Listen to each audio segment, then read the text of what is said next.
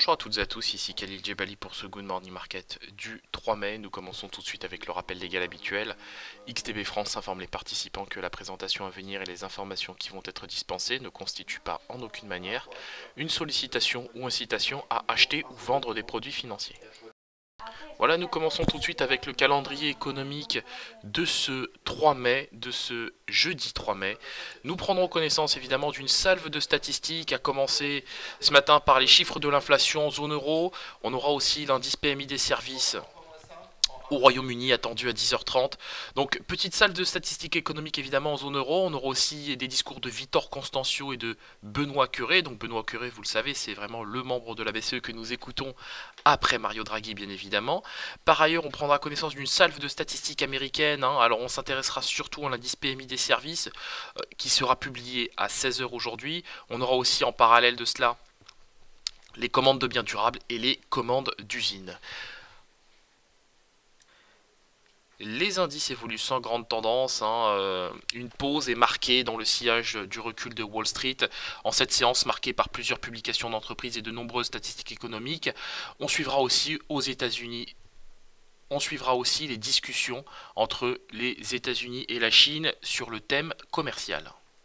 Nous commençons tout de suite avec l'analyse de la paire euro-dollar et vous le voyez, l'actif retrouve des couleurs. Alors, toute proportion gardée évidemment, je tiens à rappeler que nous évoluons désormais sous le seuil des 1,20$ pour 1 euro. Les prix fluctuent au moment où je vous parle entre deux moyennes mobiles, c'est la 25 et 100 période. On essaie de s'affranchir tant bien que mal du seuil des 1,20$ pour 1 euro. Donc c'est d'ailleurs le seuil qui corrobore la moyenne mobile à 100 périodes. Je pense qu'on va finir par y arriver parce que du côté des indices, on commence à perdre du terrain. Je tiens à rappeler que sur les différents indices, CAC 40 et DAX 30 particulièrement, où on a ouvert hier en gap haussier, en fort gap haussier, bon, ça va clairement finir par se payer tout ça, ça va clairement finir par être comblé. Alors, est-ce que ce sera comblé aujourd'hui? Je ne le sais pas. Par contre, il y a fort à parier que ce sera comblé dans les prochains jours, d'autant que la Fed a laissé sa politique monétaire inchangée, mais on a vu effectivement que celle-ci, que l'institution de Washington a un biais désormais un peu plus hawkish. On sait que et elle le dit d'ailleurs, que son objectif d'inflation est atteint, que son objectif d'inflation est réalisé, et qu'elle va effectivement durcir sa politique monétaire en conséquence. Alors, est-ce que un durcissement de la politique monétaire de la Réserve fédérale est compatible avec les niveaux actuels que nous avons sur les indices et sur les marchés? Bien évidemment non.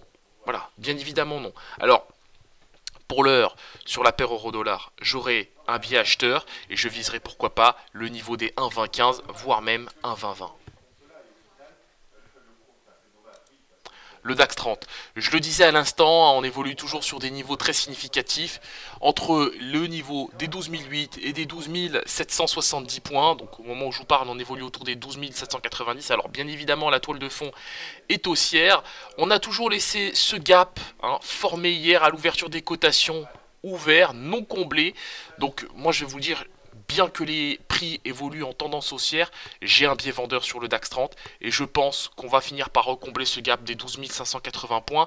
Bien évidemment, mon biais vendeur sera invalidé à partir du seuil des 12 820, voire même 12 840. Il sera inutile d'insister à la baisse si nous retrouvons ces cotations et même pire si nous consolidons autour de ces cotations.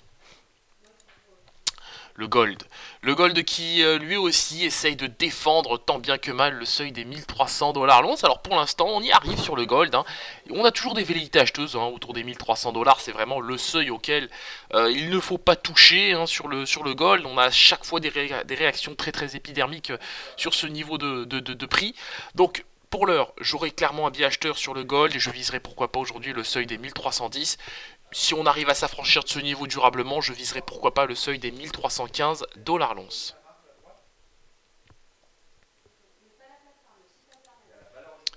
Du côté du contrat WTI, alors, il y a pas mal de choses à dire. Hier, on a pris connaissance d'une forte hausse des stocks hebdomadaires de pétrole pour la semaine terminée au 27 avril, plus 6,2 millions de barils en stock.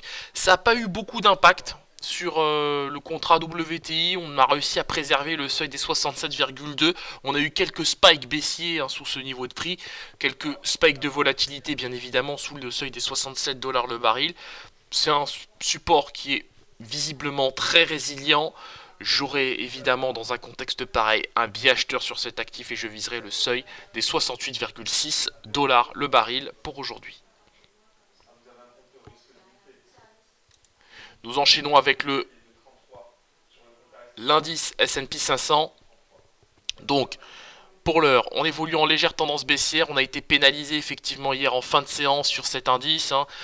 Forcément déçu par le discours de la Réserve fédérale et c'est bien normal. L'inflation a retrouvé son objectif. L'inflation a rallié l'objectif de la Fed plutôt, je devrais dire.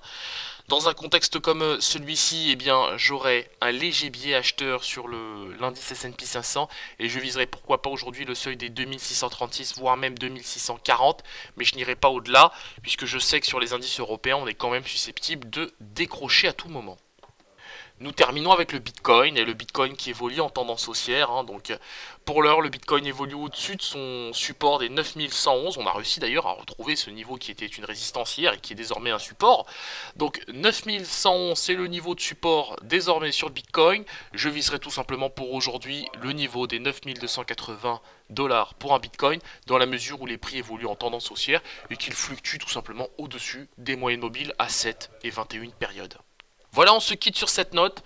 On se retrouve bien évidemment aujourd'hui à 15h15 pour un point complet. Donc on fera évidemment le point sur toutes les statistiques attendues aujourd'hui. Il y en a pas mal, on devra avoir une séance bien volatile, je pense. Pour l'heure, sur les indices, c'est toujours, on évolue toujours en ordre dispersé, il n'y a pas de vraie tendance qui se dégage. On a un léger territoire positif, on est en léger territoire positif sur le CAC 40, léger biais baissier sur le DAX 30, puisque celui-ci évolue en territoire négatif à 0,2 et c'est bien normal, je le rappelle, on a un gros gap haussier qui est non comblé, formé hier à l'ouverture des cotations. Nous reviendrons bien évidemment sur tous ces éléments aujourd'hui à 15h15. Merci à vous.